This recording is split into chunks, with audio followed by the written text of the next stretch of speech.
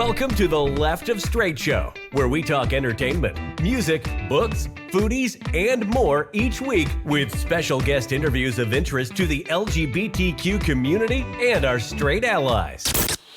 Direct from the entertainment capital of Northeast Ohio. Your host, Scott Fullerton, chats with some of your favorite entertainers, celebrities, newsmakers, and behind-the-scenes people across the country and around the world who make it all happen. So sit back, grab your favorite beverage, and let's start talking.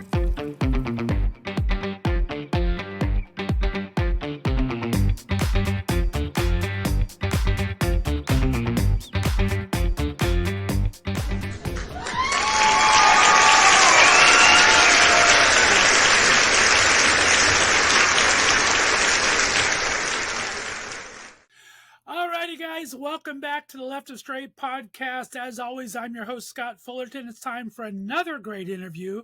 Today, we have a very special guest joining us, the talented and multifaceted Greg Cope White. Greg has been on the show before and is a great friend through social media. Has so much going on lately.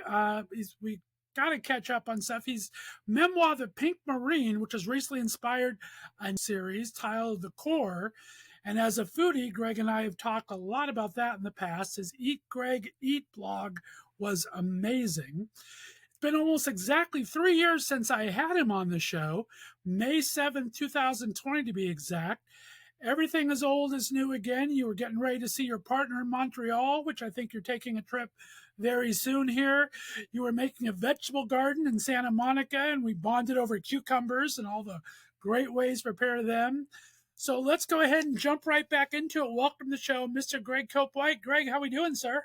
I'm good, Scott. Thanks for having me again. It bodes well to be a repeat guest, I think. I love having you. We had such a great conversation before. As I told you, I like to look up our old interviews, and I can't believe it's exactly 3 years. Then I took 2 years off for the pandemic. I mean, it was May 7th. So we were only about 6 weeks into the pandemic when you and I talked. So we had no idea how long everything was going to be shut down at the time, right? What a crazy time. It was wild. Well, I want to catch up. I mean, I'm going to go ahead and link your previous interview before so you don't have to talk too much about it. But you had a crazy, Mom had you moving all over the place. I think it was like 11 places in 13 years. Talk about growing up. What kind of a kid were you again? And how do you think that shaped you to who you are today? Well, that's a lot of questions. That's a good start. You're right. I went to 13 schools in 11 years. We moved around so much. I'm talking here from New Orleans right now, where I lived for several years, and now I come back every year for Mardi Gras. And as you know, I'm back for another reason. And it's hard always being the new kid. There's no question. You always have a learning curve. You have to figure out every new school and every new organization and just the vibe everywhere. And that's hard when you're in, third grade and fourth grade and fifth grade. I was pretty good at it by the time I got to 10th grade, where I went to 3 schools in 1 year. So wow, that was my record. That's crazy. I've considered myself a vagabond after I turned 18, but I had a pretty steady life before that. I've lived in 5 different states now and all over the place, but I had pretty easy growing up, I guess. Do you still have friends from your childhood that you're in touch with now? And you have I do. I have a few left. I grew up in West Covina, California, which you've driven through, I'm sure, many times, living out in Southern California there. So I grew up there, and then I lived in Huntington Beach and Monterey, and then Oregon and New York, and here in Ohio, where I say I've been banished for the past 20 years or so. But yeah, you got to keep in touch with friends. And we're going to get into it later, but your best friend is still your best friend. You're pretty good about that since when you finally got that core group of people, right? Yeah, I'm really lucky because back then, we met in the 9th grade and only went to school that 1 year because I moved away after that, and there was no social media. As a matter of fact, when you moved, you didn't even always get a new forwarding phone number, so it was really tough to keep in touch with people back in the olden days. So I'm very lucky to still have that one one best friend. We both live in California now. We, as you know, enlisted in the Marine Corps together, and we are closer than ever after. I think this will be our 50th year.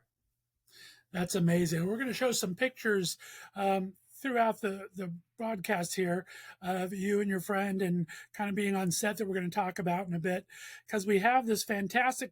Last time you were here, we talked about your book. I mean, this book has been 7+ years in the making, right? Going on a while, and now it's. You talked about back then it's going to be a movie or series or something like that, so it's got to be kind of nice full circle moment, right? It is. We've been working on this for a long time. You know, I have a great team. The book was optioned early on, and by Rachel Davidson, and she never gave up. We shopped it around lightly, and then Norman Lear jumped on board, and because he is who he is, that definitely got us in the rooms that we needed to be in. He's been a fantastic friend and a mentor all these years. He was my first TV writing gig was with Norman. So it's good to still be working for him after 30 years. I bet. And I told you off air that I thought I was talking to Norman Lear with the glasses and the hat there. Well, I should let you know that I have shaved my head, which is a huge sacrifice for me because you normally see me with a lot of hair. Right. So we're here in New Orleans shooting the TV version of my book, the adaptation, and in solidarity with the cast, I shaved my head. So I am back to boot camp once again. That is amazing. I love that. We're going to go all into the book and the series again in a second, but I want to start with, we bonded over Foodies back in the day. And the thing that I mean, you had your great food blog, Greggy Greg, and of course you work with the Food Network on projects. But the thing that I found so fascinating and so sweet when we talked last time is you had a standing date with your partner in Montreal where you guys had Zoom cooking lessons. Does that still happen? Do you have time for that? We do every single day for 15 years whenever we're apart, which sometimes, unfortunately, can be, if I'm in production, it can be a couple of months. When I was writing the book, it was even longer. So, and then pandemic, the border was closed. So we were apart from February of 2020 until August of 2021. And just in order to well, because we love each other and want to spend as much time as we can every day when my workday ends, which I try to end it as quickly as possible, we go on Skype and we cook dinner together. So, and then we hang out until it's time to go to bed. That's amazing. I absolutely love that. And you are in New Orleans, a food town right now. Are you going crazy with that? Do you kind of, having lived there, are you taking the cast around or your producers and stuff to some of your favorite haunts? Or what were you really looking forward to spending some time there? You know, I have been taking them around to a lot of places, but there's also so many new places. After Katrina, you know, the almost half the population went away. So the people that have come back are people that really want to be here. And the one thing that New Orleans has always had is this sense of community. I think that's probably why I returned to it. You know, Dale and I, my best friend, we come back every year for Mardi Gras for the Bacchus crew and Bacchus parade. So we come back and we have a limited time. So we have a few restaurants that we have to hit just that are precious to our soul. Mother's for breakfast. We have to go there. And Dale and we're the only people in our family that gets up and goes, because you have to be there in line to get the black ham. And when they're out of black ham, they could run out of black ham at 7 a.m. So you have to get there. They've been roasting these hams all night, and the charred edges on the outside is the first to go. So you want to get there and get their fluffy biscuits and that black ham, and you want to do it before there's a line. It's a lot. If people know Pink's Hot Dogs in LA with the famously long line, it's that same situation. So you get there at 7:30 in the morning, and you try to get in there early. That place, we always have to go to Commander's Palace. It means a lot. It means a lot because as a kid, that was someplace that I never thought I'd be able to go. I didn't have that I was a little kid, but I dreamed of going there. Mark Twain ate there. And, you know, so that was a really romanticized place in my head. So as adults, we were able to go back, and we go back every year. I've been back this trip, and we were just here a month ago for Mardi Gras. So we were there, and that sort of a thing. And yes, you are in the quarter. You will eat beignets. It's a good idea any time of day. You could have just had lunch, and if there's no line at Café du Monde, you slide in and get some of those beignets and that cafe au lait. And other than that, we do try to add a new restaurant and discover something that we love. And so there's now that we're here with the production, there's more opportunity to go to more places. I'm meeting someone for lunch in a bit, and then at a new restaurant that I haven't been to, and then I tried something new yesterday. There's a huge Vietnamese population here now. This was one of the big repatriation centers for Vietnamese refugees in the 70s, right after the war. A Vietnamese family owns Café du Monde now. So they're bringing their food influences here. So whether it's just a simple spring roll or their famous banh mi, it's just really great to taste that really authentic Vietnamese food. Oh, I bet that sounds great. Like I said, New Orleans is one of the few places I haven't been, but I know of most of those places. And it's funny when you talk about how it changes, especially after Katrina, because that's my one favorite thing and least favorite thing about New York City is you can find the best restaurant in the world and it'll be gone 2 years later when you go back on your next trip because it's so expensive there and things move, and it's kind of exciting to find new places, but you also lose some of your favorites a little quicker than you want to sometimes. It's a hard business to be in, let's face it. And the one thing about New Orleans is that if a restaurant isn't any good, it will be shut down on its, by the public in just a couple of years. So if there's restaurants here, you can eat at Maspero's and Dookie Chase and Café du Monde, all those places that have been open forever. Mother's, I think, has been open since 1928. I had breakfast at Camellia Grill the other day. I used to ride the streetcar and get off at Riverbend and eat at Camellia Grill before school in the morning. My school was across the street. And then I went back with Dale just a few weeks ago, and it's just fabulous. You sit at the counter and the waiter doesn't write your order down. He yells it at the chef and the line cook there, and they have abbreviations for everything. So you want to order a pecan waffle just to hear him say nutty waff. And it's just, they have their own little shorthand in that ordering. So, there's a lot of tradition here, and I would be heartbroken if some of those places closed down just out of necessity because business was bad. But if you're looking for some place to eat and you see it's been open for just a few years or a few hundred years, you can guarantee you're going to have a good meal there. Right.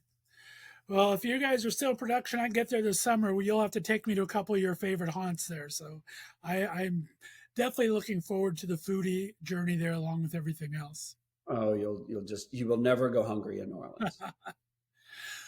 We're going to start easing our way into the book and the production here, but talk about, when you first did the book and we talked about it a couple of years ago, your big turning point in taking control of it was when after you had a heart attack. Talk about how your health is now and how everything's going and how that kind of pivotal moment turned into really taking control of this ride from here on out, right?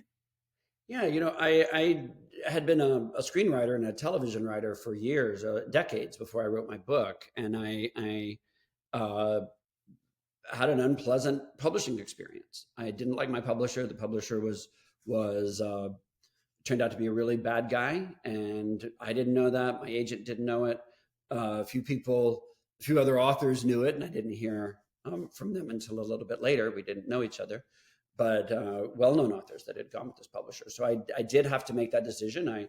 I treated it like any Marine mission, and I canceled that contract. It wasn't easy. I did have a heart attack that did, for lack of a better phrase, make canceling that publishing contract a little simpler.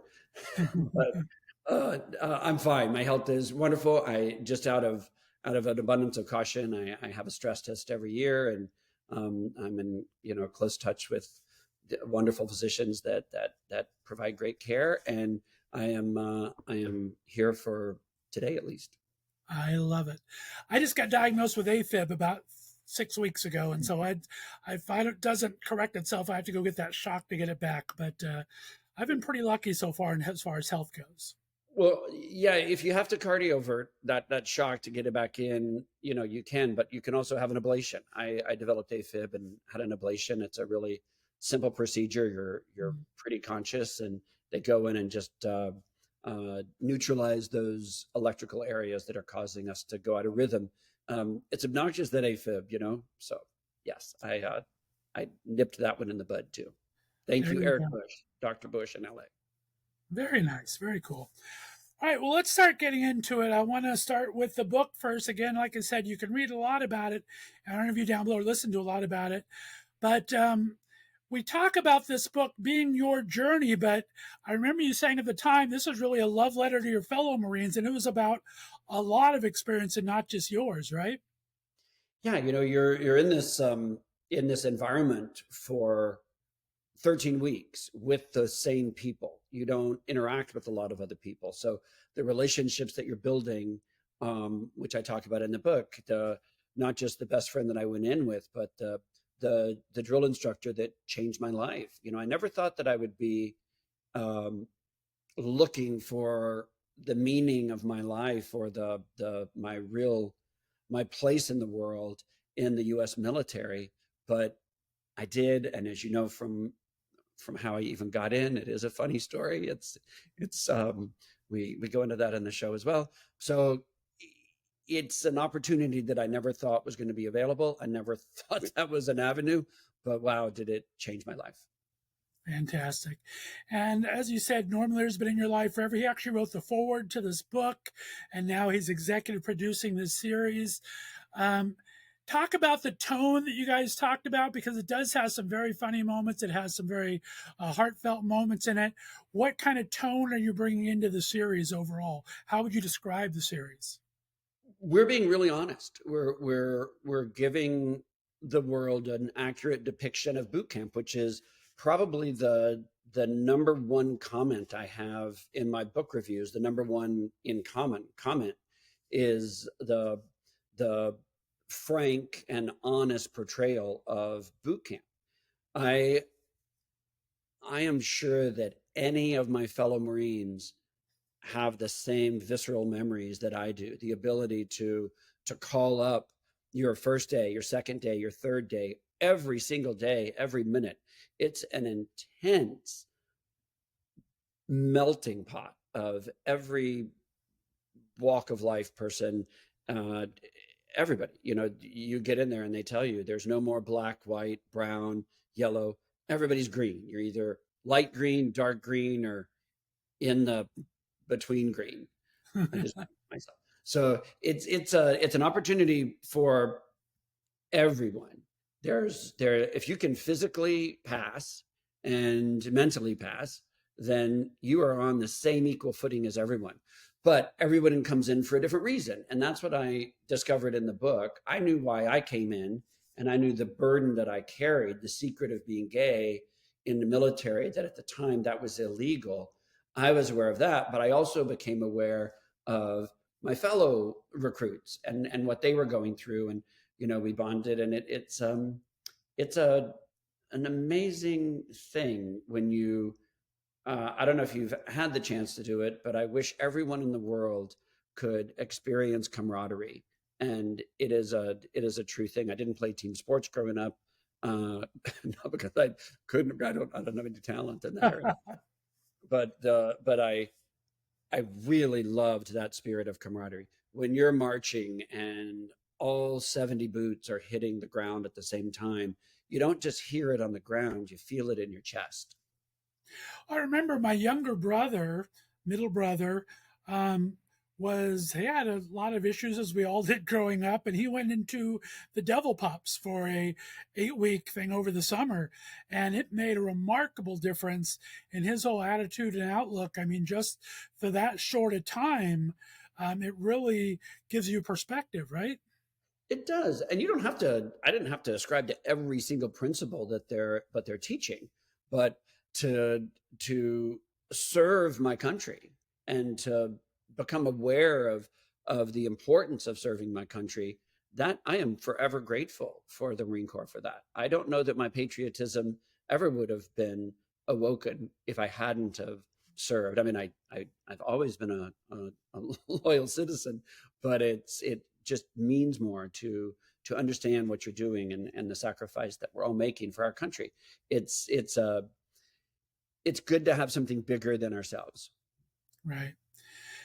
And you came out to Dale, your best friend, when you were 13. And so you guys have gone into this together. What is something you might have learned about him you didn't know when you first got there? And what is something he might have learned about you that he didn't know when you guys got there?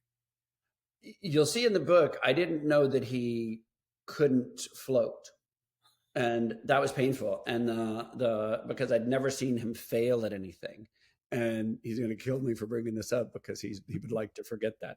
But the man sinks. Some of us, and it was the one thing I was really great at. And so that was a big surprise to see something for the first time in our life that he didn't totally excel at. Dale is a winner.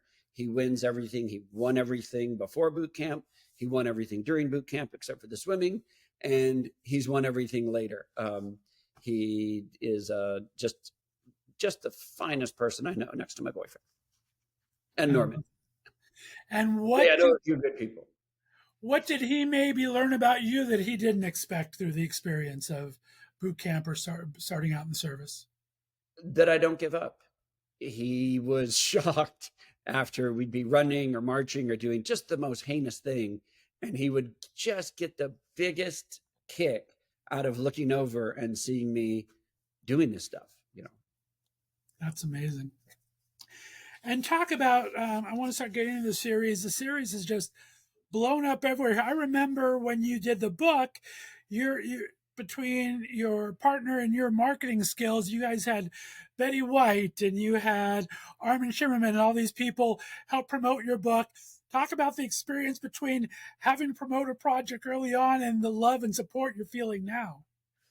I'm sure all my fellow authors that might be listening, you are a one-man band. It's really hard to get traction on a book. And, I was an old writer with the new book. I just had television shows and movies to my name before that, which I'm thrilled to have that career. My goodness, I've worked my ass off. I can't stand up because I have no ass. The ass is just and I am known for being tireless. I didn't even let a heart attack stop me. I am going to go through, and as other authors will attest, and you've probably spoken to them, we are a one-man band, and it takes a lot of self-promotion, and that gets really tiring. My friends get tired of it. My followers get tired of it. It's hard. However, I did believe in my story. I believed in my story from the beginning. The reactions that I'd gotten for years before I wrote the book, just from sharing the stories with people. I mean, I've been dining out on some of these stories for years. Norman had encouraged me to write it for a long time. And then when I met my boyfriend, I started telling him the stories. Again, this is 15 years ago. And he really is the reason that the book is out, because he said, you have got to stop telling me these stories. Write them down. I'm just one person. So I did. That's why I started the blog. I wasn't ready to write the book yet. I didn't know how to write a book. I don't have an education, so I don't even know how to write screenplays. I don't know how that keeps happening. But the producers I work for are probably thinking that same thing too. But I taught myself, and in order to stretch my muscle, we may have talked about this before, but the whole reason that I started the blog was to learn long form narrative. And so I got lucky, and I was having a lot of fun. I'd only written scripts before, so I just knew that format. I love that format. But I started the blog. I wrote these short stories. It's not live right now, just because it isn't. But I got really lucky, and as you know, Huffington Post picked it up, and that gave me a wider audience. And then Food Network found it, and I did a pilot for them and hosted some things for them, and they're still friends, and they're wonderful. The lessons that I learned from that really was how to trust my voice. And that's, important for a writer. I'd been writing again, for television shows and movies, as a staff writer, you're writing other people's voices and you're matching that. So it was really fun to just close myself off for about a year and write this book and tell these stories in my most authentic voice. You know, the Marine Corps gave me a lot. They gave me the comfort to come out as a gay man while I was in service. It was illegal, so I had to lock it up when I was on the base, and then off base, I was just a unicorn. I love that. Authors are some of my favorite people. I love having them on the show. I love having you on the show. And this is actually going to be part of Authors Week. I have 4 authors interviews this week, so I'm very excited about that because I'm a voracious reader myself. And like you said, there's so much hard work that goes into it. So there is, 2 of my, I don't know if you're talking to them, but 2 of my favorite authors are married, Jim Colucci and Frank DeCaro. Exactly right. No, I'm not having Jim on this week. Of course, Golden Girls fame.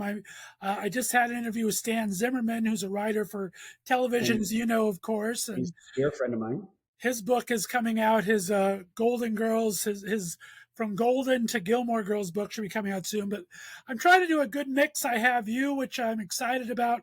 Yours, which is semi-autobiographical and turning into a screenplay. I have Byron Lane with his Big Gay Wedding, which is fiction. Excited about that book. He's getting the best reviews. What a great amazing guy. I got a sneak peek, and I'm very excited for that. I'm having a horror writer come on, and I'm having Kyle Turner, who wrote an essay on 100 of the best LGBTQ films over the last 100 years. So it's going to be a fun Authors Week. I'm looking forward to it. And, well, thanks for mixing me in with that group. Oh, well, you're amazing to have on. All right, let's go ahead and. The only other thing I want to say is when I was going through our own thing, we talked about Christopher Gorham and you guys being such good friends, and you and Bill Alverson were supposed to introduce me and you haven't yet. So I'm going to get back to you guys on that. That's all there is to it. Okay. No, Chris and I just did a show right before I came to New Orleans. We did a show together where movie stars read from authors' books. Oh, that's amazing. Yeah. Well, I'm so excited for you, Greg. Like I said, the book is called The Pink Marine. We have a working title of The Core right now for the series. Let everyone know where they can find the books and where they can find you on social media if they want to follow along on this journey. The books are sold everywhere, but I love if you go to my website and see everything there, because my boyfriend designed my book cover. I talk about like he is as amazing as he sounds, so I can't oversell him. But he also designed my website. That's not even what he does. He doesn't even design book covers. He just figures it out. So he has built an incredibly beautiful website. I'm so proud for it to be as nice as it is, but built by him during this time when I'm having so much traffic. And it's so if you go there, he's built a really pretty site, and there's links to everywhere. From I think bookshop.org is a great place to go, a little more independent. It's usually about $1 cheaper than Amazon or Barnes and Noble. I narrate the audiobook, so there's always that option. And there's a place, if you have questions for me, feel free to email me. I do answer direct messages usually. I use Instagram most, and that's my name, Greg Cope White 1, because somebody else took Greg Cope White. But I'm easily found, and on Twitter I meet Greg Eat. I have a Facebook page, so I enjoy talking to people, and I'm loving, not just from the journey along the way of the book and my book tour, but all people that reach out and have similar stories, and people that just are going through something that they had to overcome. I love that that we all get to share those stories with each other. Well, I'm so excited for you. Continued success on this project. I hope that it goes many years, but I hope you have time to squeeze in a Christmas movie, because I love a good Christmas movie. So that can be down the line. Those are really fun to do. I've done a bunch of them, but I do. Yeah, I could always do another one of those. You never know. I'm just. I hope to never stop working. Norman is 100, and he is our executive producer. If I can have a 10th of his career, I will be more than happy. There you go. Well, Greg Cope White, The Pink Marine is the book. The Cores is the series. Thank you so much for coming back on the Left of Str8 Show. Scott, thanks for your conversation. You really ask interesting questions, and I appreciate just how interested you are in things. I appreciate that. I love it. Well, like I said, I'll try to get down there while you're there. Stay on the line for me. We're going to have 5 questions with Greg, too. Check for that next week, next Tuesday, when we do our 5 question section. You're listening to Left of Str8 Show right here in the Left of Str8 Radio Network. Have a great day, everyone. Bye-bye.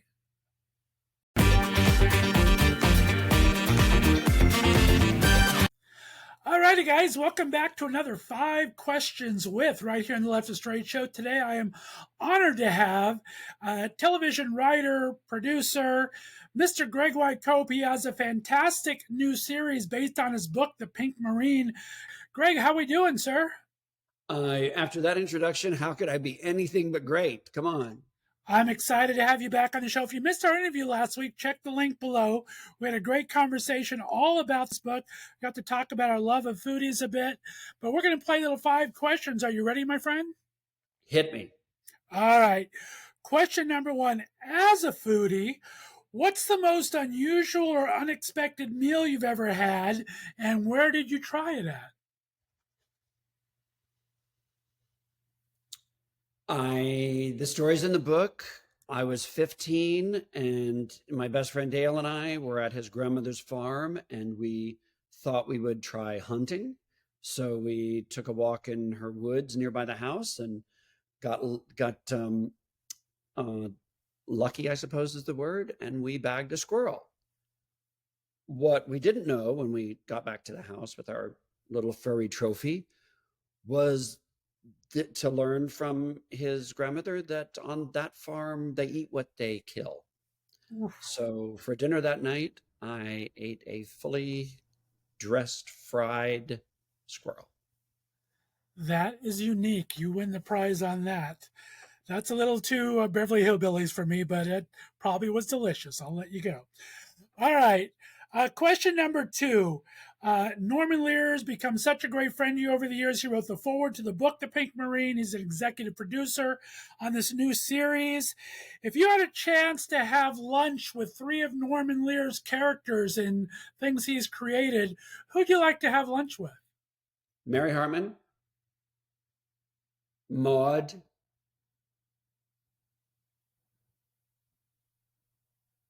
and Dick Van Dyke's character in Cold Turkey.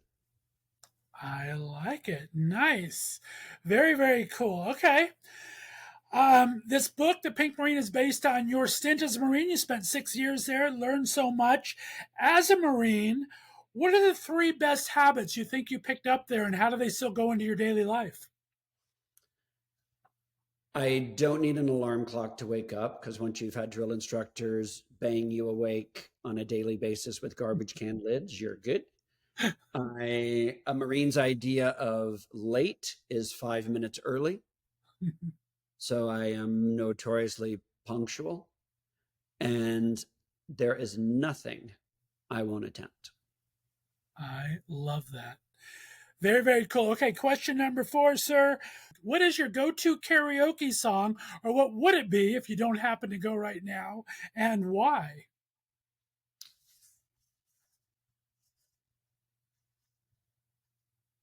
Wow, that is a great way to stump me because I don't sing, but I would say, let's just pretend I could sing. I just don't think anybody's ever accomplished the vocal gymnastics of Freddie Mercury. So give me anything from the anthems to whatever. But yeah, God, who wouldn't want to perform and sing like Freddie Mercury? Good choice. Well said on that one. All right, last question for you, Greg. If you could travel back in time to any historical event, what would you choose to witness firsthand and why?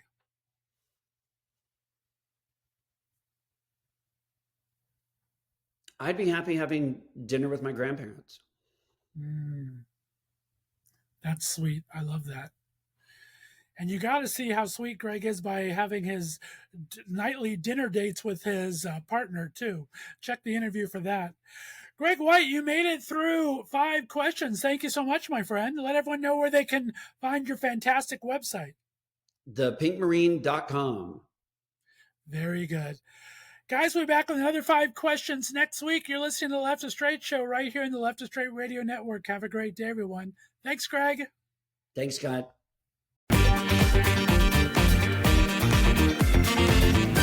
Thanks for listening to the Left of Str8 Show. Be sure to subscribe on your favorite podcast distributor, and please give us a 5-star rating so more listeners can find us. You can follow us on social media, and be sure to check out our website, www.leftofstraightradio.com, for contests and other news and information. See you next week.